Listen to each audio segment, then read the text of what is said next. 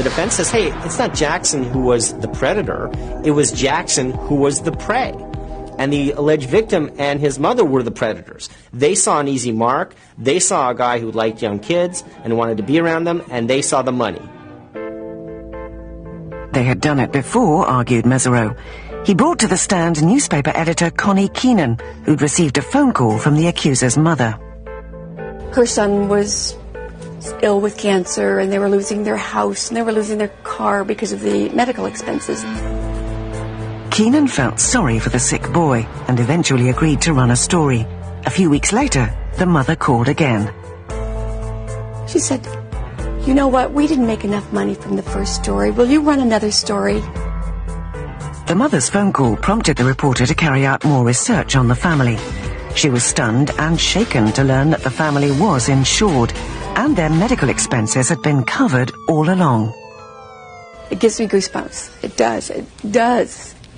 That a mother would use her son to use her son's illness for their own gain. The mother had testified that she'd been held hostage at Neverland. Mesereau was able to produce a witness who'd in fact given her a spa treatment at that time. Did she call for help? No. Did she tell the person at the spa that she was being held against her will? No. What did she do? She had a body wax. She went on shopping sprees and even had dental surgery, never once mentioning that she was being held captive.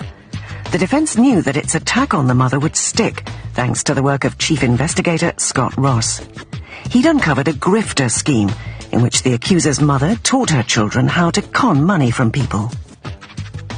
She taught them what to say, and they said it. They had typed out notes that they would come home every day from school, and they would read from them. These kids were taught to disarm people.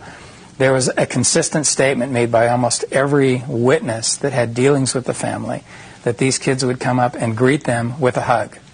These kids would write cards, "We love you, you're like a big sister to us, can we come stay at your house?"